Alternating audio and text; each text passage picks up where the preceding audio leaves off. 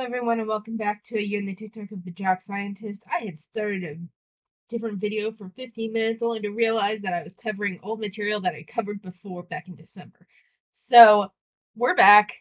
We're going to cover this one, and we're just going to go ahead and jump into it because I don't remember what my intro was before, because it was 20 minutes ago, and that's too long for me to remember.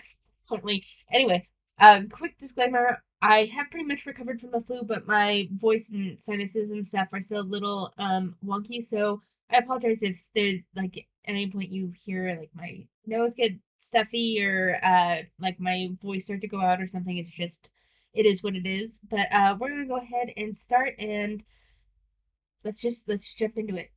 So the comment says this was just an unnecessarily long way to say you're jealous. I don't know what this one's referring to.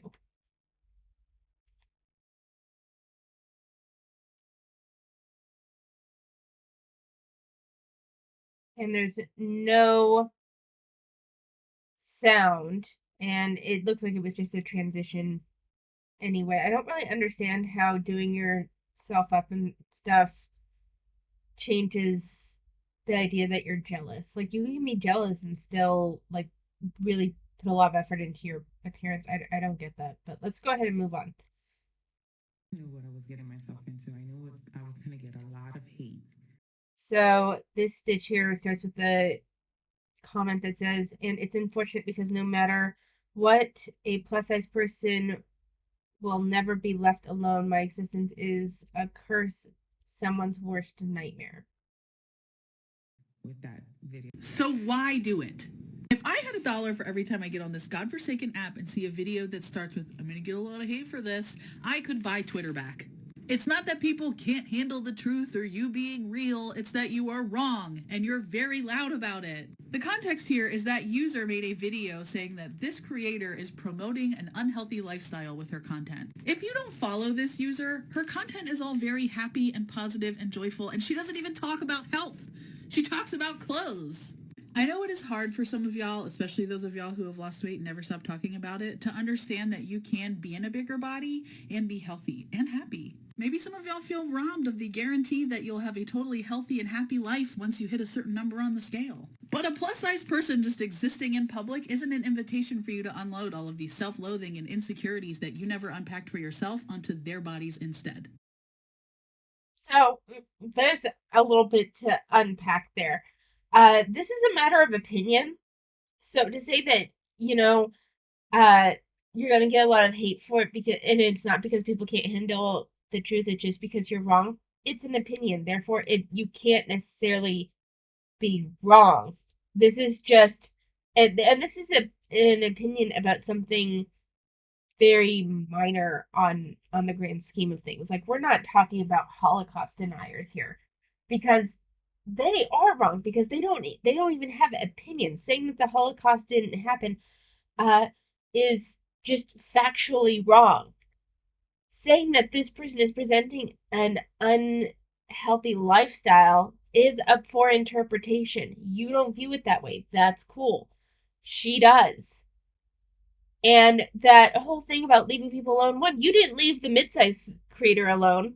The woman that said she was midsize and you got pissed off because she's a size 10, and for you that's straight size, which is also a matter of opinion, given that there isn't a huge like hard line idea of what's midsize. But moving on. So you harassed other people just existing in their bodies as well. So I don't want to hear shit about someone commenting on a public profile. This is the thing that I don't understand with so many people online. You put your shit online. I don't care if it's just happy, good, positive vibes. That's fine. But you are open for any level of criticism for pretty much any reason because you are on a public platform. It's the TikTok and Twitter and YouTube and Tumblr and Reddit are basically you going into public areas. It's like you going into the public town square and shouting out your ideas or doing what you're doing. It can be like, look at this plus size clothing. Like, you might as well be standing in town center holding up like your newest plus size clothing buys and all of that shit. And people can think whatever the fuck they want. And some people are going to say, this is promoting an unhealthy lifestyle. And that's their opinion. And it's not this victimization thing that you think it is, because it's not like anyone's going into anyone's personal home, videotaping them trying on their clothing hauls, and then ridiculing them for it. She's the one that put it up online. So there's a level of criticism. Now, there's a barrier, there's a limit to what criticism can do, but no one gave her death threats. As far as I know, no one gave her death threats. No one saying that she shouldn't exist. No one's saying that she is the devil incarnate, or any like outrageous level of accusation or um cruelty towards her. It's a matter of opinion, and for you to say that it's wrong is just fucking bonkers. It's an opinion. You don't share that opinion, and that's fine. But when people say, because I've said this before, and I'm like, I'm gonna get attacked for sharing this opinion, it's because we know how people are. Because there's people like you that can't handle a difference of opinion and people not thinking the way that you do. And so you will go forth saying that they're either a bad person or that they are wrong when it's a matter of opinion. And so we're like, I'm putting this out there. We put that disclaimer, putting this out there, realizing that people may not share our opinion, that the majority may not share our opinion. And so it's a way to kind of head off the I understand that some of you are going to have problems with this. It's a better way of facilitating a level of conversation, saying I recognize that my opinion isn't shared by all. But then you have people like you that just say you're like you can't even argue why you think it's wrong without condemning the other person. You can have a difference of opinion. You can think the other person is just flat out wrong without saying it.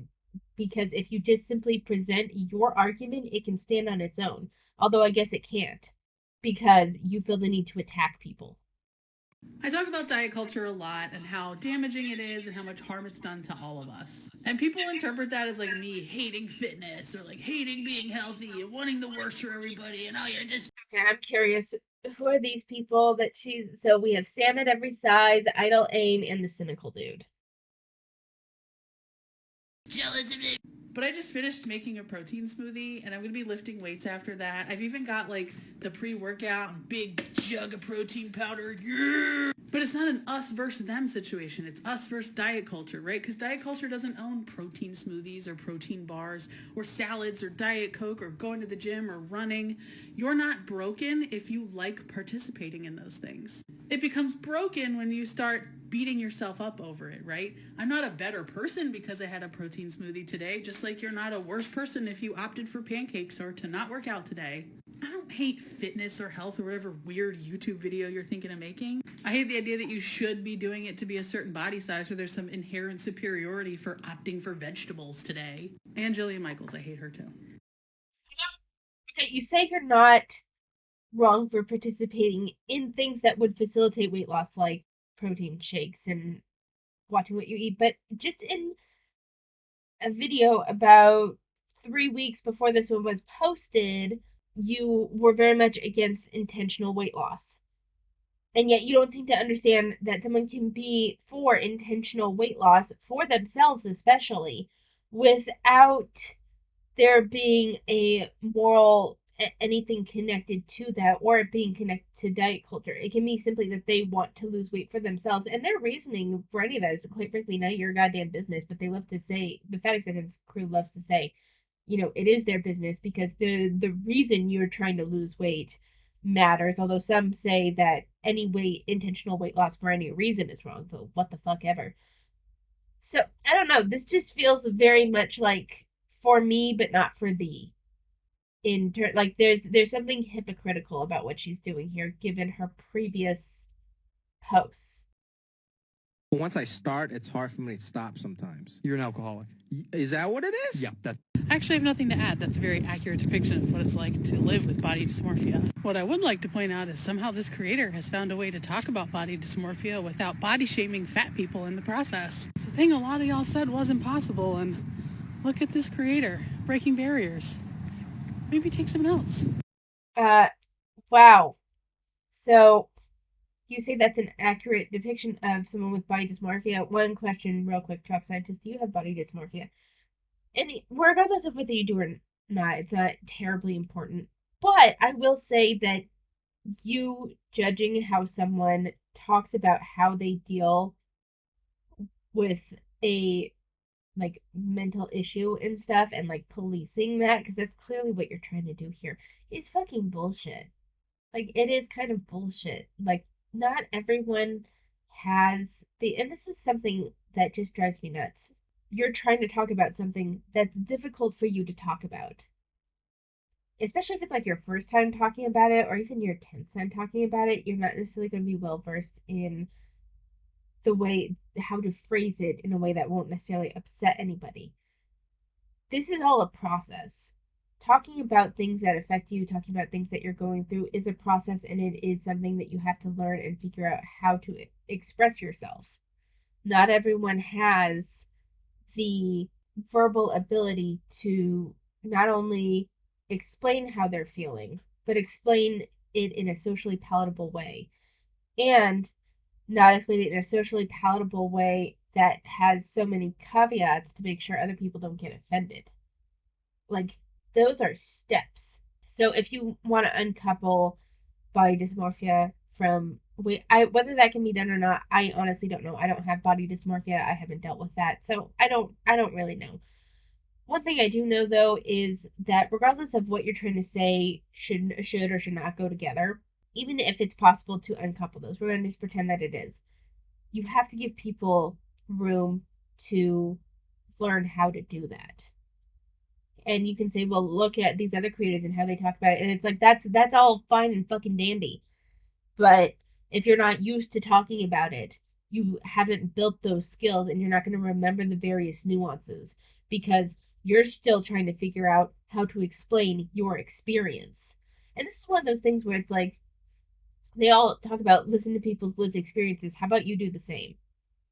How about you do the same? They explain it in a way that makes sense to them at that moment in their lives, and that is their lived experience. So rather than attacking them, calling them bigots and fatphobic, how about you try to meet them where they are? Like, it's one of those things where it's like you don't have to do that. Like, this is one of those things where I'm like, yes, they put it up there, their ability, they are putting themselves out in a position where they can be criticized. And I do stand by that. They are.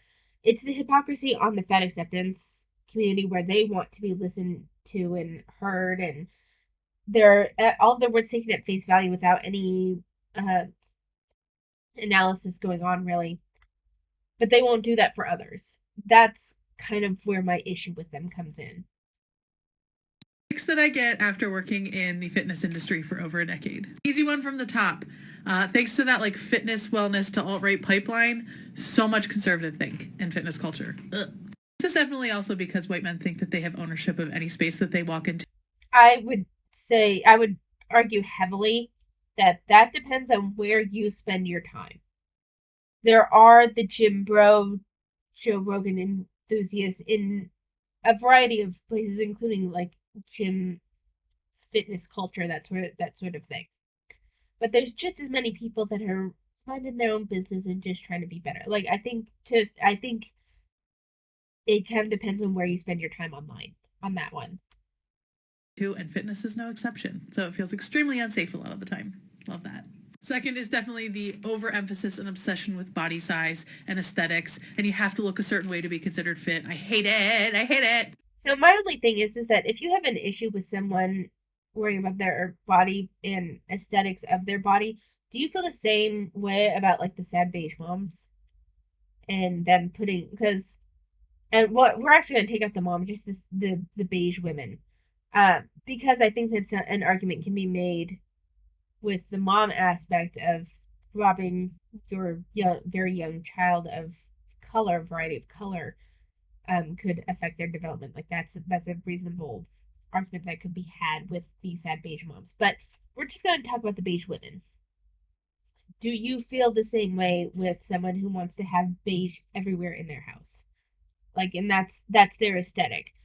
And if not, why is it that them transforming and go like buying into the capitalist aesthetic marketplace sort of thing, why does that not bother you? But someone choosing to kind of do the safest form of body modding simply because that's the aesthetic that they want. Why would that bother you, but the beige women don't?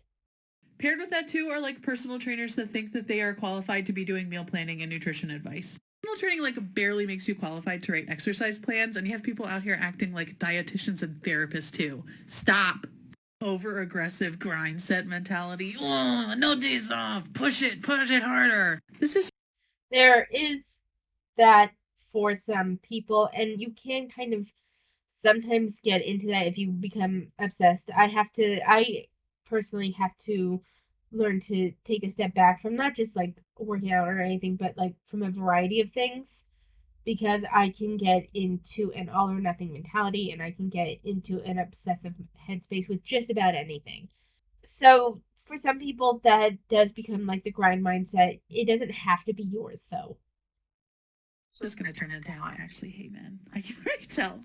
The same marketing technique for literally decades. New year, new you. Bikini body. Stay on track for the holidays. Rinse and repeat. Boring. I get a new job. I try really hard not to play the like, I'm older and wiser card on here because that's annoying, but like, sometimes y'all show your age so clearly and obviously. That's literally what that means! So the comment says you literally trying to say since you went to school for extra years, you can say you know more. She's like, this is a yes and no situation. She said that's what that means. Like because she went to school for a few extra years, she can't say she knows more. Yes, you technically can because you did get the education, and I'm not like yes and no. You do know more about a very specific subset of things. It does not mean that you saying that like I have a master's in education and a bachelor's in English, meaning I know probably a little bit more than the average person. Along with my profession, I work in an elementary school. I probably know a little bit more about childhood development, especially seeing it in a range among a number of kids. I know a little bit more about lesson planning and meeting standards for the K-5 education in particular. I have a credential for teaching multilingual learners, so I understand a little bit more than the average person about difficulties that non-native English speakers face in English-speaking American public schools. That does not mean that I have any more knowledge or any more authority to speak on matters unrelated to that. She says she's an exercise physiologist, so I would have to take a look into that. But to me, that would also mean that you don't really have much room to talk about nutrition or anything like that either. Nor do you have the authority to talk about body dysmorphia. You're not educated in psychology, especially the psychology around eating disorders. Even if you've had one and that has its own level of experience connected to it, that doesn't necessarily mean that you have the authority to speak on such matters for other people. You know? Let me ask you this. What kind of women were you pursuing? What kind of women were you hoping would be interested in you? Because I've said it before and I'll say it again. Fat women, and even not fat women, will show up for fat men. Fat men? Not all men. Oh, not all women. I personally have. Go to that sound and scroll through the videos. Overwhelmingly, who is in there saying that they want big boys? Go ahead. This is the perfect example of what I've talked about time and time and time again with formerly fat people thinking that weight loss is going to solve their body image issues and their self-loathing issues. Surprise, surprise, it doesn't. They just project all of those issues out onto fat people now. Plenty. of women want fat men. They are literally all over that sound and all over the comments. They may not have wanted you specifically, but it wasn't because of your body. I'll tell you that much.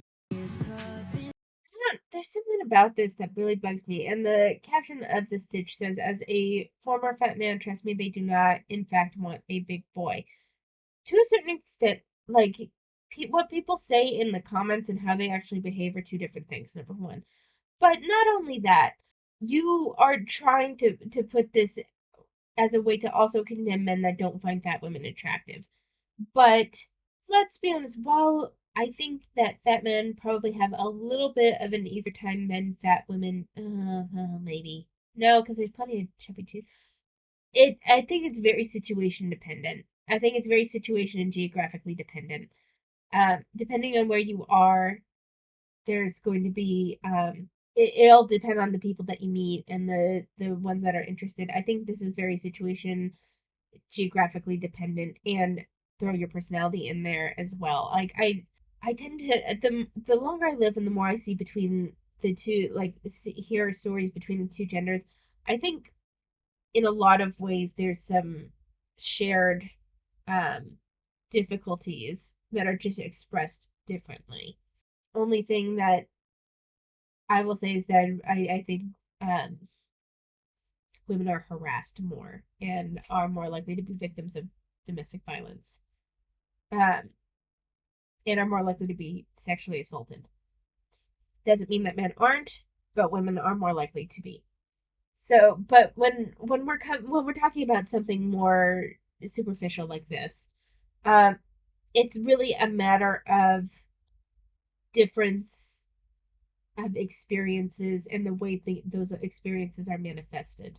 So I don't know. I don't like that she's completely discrediting once again. How about lived experiences? You guys always talk about lived experiences, and yet you're trying to discredit this guy's lived experience. So I don't know. It's one of those things, you know.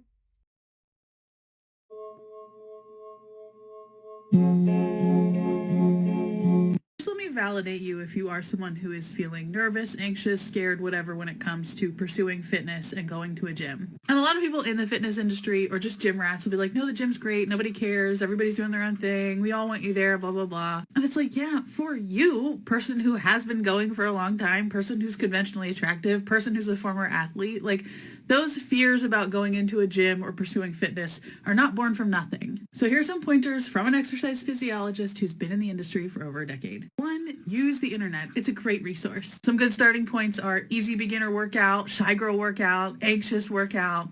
Take it from there. The first time you go in there, you're going to do something you know.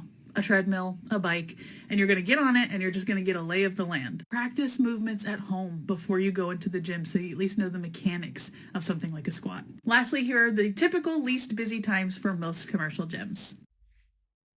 So we're gonna read some of the captions real quick, and then I'm gonna give my opinion. So the Stitch says, "I want to go to the gym to see how strong I can get, but I can't overcome my fear of how I'll be perceived by people who know what they're doing." And then a lot of these are just captions, but she had captions that she didn't say. So one, search for beginner advice that's trauma informed. Yes, it's out there. Two, start slow and what you know. Oh, and with what you know, easier to build up. Three, practice new things in comfortable spaces. Insider tips. You're allowed to use the group fitness studio when no classes are going on for quieter space. Check my bio for 100% free fitness plans and resources. I don't. Here's the thing. I think that there is some truth in that not every gym is going to be friendly to beginners. That I There is some truth to that. I know of a couple gyms around here that are really for like the meathead gym bro types. And if you aren't pushing yourself to the point of exhaustion, and you aren't pushing yourself to the point of potential injury, then you're not doing enough. There are some gyms like that.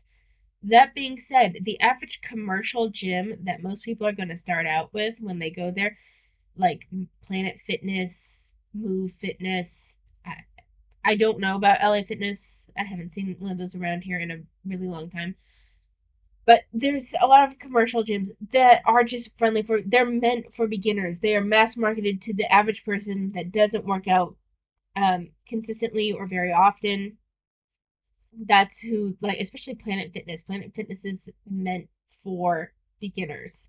There, while what she says does have a kernel of truth to it, the vast majority of gyms are a friendly place where most people are just doing their own thing. I think the bigger issue and the bigger struggle is being in a new environment, trying something new that you're unfamiliar with, and generally feeling uncoordinated. Those, I think that it is worth practicing some of the movements with body weight, like squats and stuff, before you go in to help your own anxiety.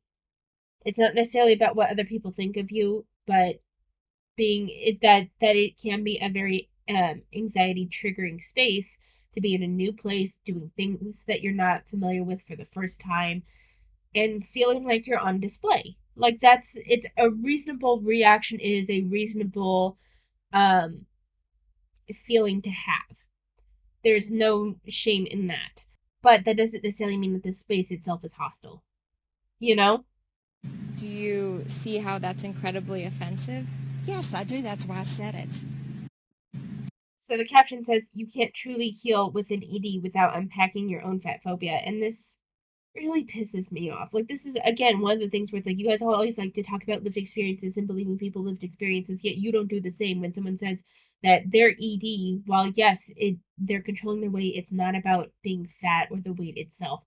It's like, this is one of the things where like I feel like they are discredited when they try to talk about eating disorders, because there's so many eating disorders that I've seen from people that have talked that they have had they experienced it and this was their experience with it. So many more times is it more about control, like them feeling out of control and this is what they can control, or there's a control aspect to it that has nothing to do with weight. The weight is a byproduct of that control. And this is what, and so again, you're attacking someone who's in a vulnerable spot that maybe hasn't also even learned how to communicate their experience in a socially palatable way for you, that you're attacking. And you're calling them fat phobic and you're saying they need to do this inner work when they already have something that they're dealing with. It just pisses me off. It really does. It upsets me so much when they try to equate all EDs into being something related to fat phobia. Like, not all restrictive EDs does the person automatically have an issue with fatness. Fatness, the preoccupation with fatness is a byproduct of control. They don't want to be fat, not because of the fatness itself, but because if they are gaining weight, then that shows that they know they don't have the control that they thought they did. It's about control most of the time, from what I've seen. Now, granted, I've never had an eating disorder, but that's been my understanding going forward. Like, yes, it can be about controlling whether or not they're fat, it can be about controlling their weight, but the weight loss and controlling how much weight they gain, the focus of it is more their control rather than the fatness aspect, you know? Would you date someone that was overweight? I genuinely do not understand the point of these videos. What is the point? I mean, let's first address the epidemic of fat people that exist rent-free in thin and straight-sized people's heads. Lock those squatters up. And then there's the massive assumption that, like, we're all just dying to date these men. Oh, well, you know, I wasn't gonna try to lose weight, but then I learned that these mediocre gym bros don't want to take me to Dave & Buster's. Just really dying to have a boyfriend whose entire attraction to me boils down to what pant size I am. Like, y'all can date whoever you want to date. I really do not care. I don't care. Do I feel sorry for her already? A little bit. And we will all welcome her back with open arms when she realizes the mistake that she made. But keep my plus-size baddies' names out of your mouth. Would you date someone? So it's unfortunate that I just dislike her so much, because the truth is that I actually don't have 100% disagreement with what she's saying here. I understand disliking these types of videos of like, okay, he doesn't like overweight women or whatever, why the fuck should I care? There is a level of valuing people only as based on their weight with videos like this, or sometimes it's not just weight, sometimes it can be any variety of things. And I don't like that kind of valuation of people for like physical characteristics. I understand being frustrated by those, especially when it's like these random people that you are supposed to somehow be expected to value their opinion. You can also just scroll on, you know? January 1st is Black Friday for diet and fitness industries. And I'm not exaggerating slightly when I say that. I have been in this industry for a decade, and I can tell you that they wait to put out their biggest marketing campaigns for this time of year. New year, new you. Let's help you get fit. Let's help you get healthy. Those health goals they're selling you are actually just body size and appearance-based goals. Those goals thrive under capitalism because they're shit and they're really easy to sell. Because despite your best efforts, you're not seeing the results that they promised you. Well, that's your fault. If you give us more money, we can probably help you further, though. Maybe if I keep dumping money into this, I'll finally stop feeling bad about myself and I'll get healthy. So now you've barely reached those goals. You're broke. You feel bad about yourself. Why would you want to continue that habit? And they hook you again the next year. It's an industry. It's not wanting to help you. It's wanting to take your money. Actual help with health would be showing you any of these goals and helping you try to achieve those. So the comment says, got an ad for Hydroxycut on YouTube this morning. It has begun. So there is something to say that this is definitely this and like bikini season, and maybe to a lesser extent like the holiday stay on track sort of thing. Do have, it is their bigger advertising season, especially with, you know, New Year, New You, that whole thing. Yes. Is it an industry? Yes. So is the fast food industry, so is the plus size fashion industry, so is just about anything else in the US, quite frankly. I understand, and to a certain extent, I agree with like these fast weight loss plans that they try to shove at you for a bunch of money when in reality, like, it's a very basic plan that you can probably find for free online. And if you do, like, you buy it, this is an American thing, I think, where there's this concept of if we buy it and therefore are buying into it, then it should just work. When weight loss and healthy habits take effort. And so there's this idea that if I buy this plan, everything's fine. But you have to follow the plan in order for it to work. So it is kind of their fault if they aren't losing weight. That being said, I don't think most of these plans are set up for these people to succeed. So I do have some varying opinions on that. And we're gonna watch one more, and then I'm gonna end this video since you guys are getting 2 videos this week.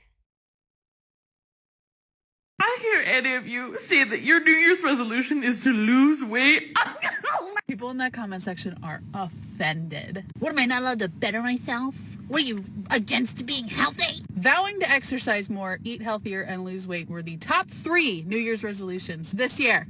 And every year! There is a $1 billion industry invested in you wanting to lose weight. Nobody is stopping you. But also maybe some people just don't actually care. And I can already hear This is more than just not caring, though. She's talking about how she's gonna laugh in people's faces. She's being condescending and fucking rude, so that's why people get upset. This is one of those things where it's like, I don't understand. I genuinely don't understand how you guys can behave in such rude fucking ways and then justify it by calling these people essentially snowflakes. We see you and we're like, fat consequences. This is like, you guys will cry oppression. It's fucking baffling to me. You want respect, give respect.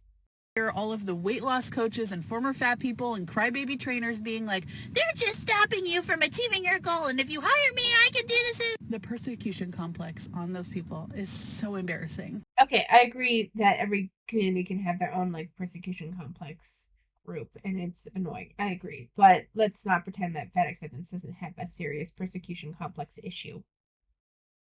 You're not stomping feet, tantrum mad about someone not being able to achieve their health goals. You're mad at the mere suggestion there are people out there that don't care about trying to achieve a body size you've convinced yourself is morally superior. The idea that there are people who want to make goals that don't revolve around making their body smaller sends you spiraling.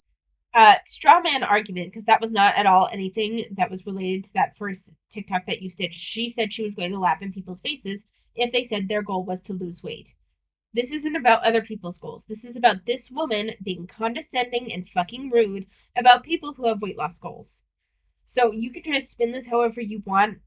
Most people can see through your arguments. But we're going to end it with Jock Scientist there, and we'll pick it up in the next video. I do want to take just a moment, since it's been a little bit since I talked about what I'm reading, and I am really enjoying some manhwa right now, with the biggest one that I am enjoying. So I finished everything that's currently available of The Villainess's Revenge is Sweeter Than Honey. It's marketed as a romance, but romance is very secondary. Like there isn't romance for like the first 50 chapters, and it's slow going. It's more of a royalty political intrigue, fighting over the crown sort of story, and it gets interesting after the first 20 to 30 chapters.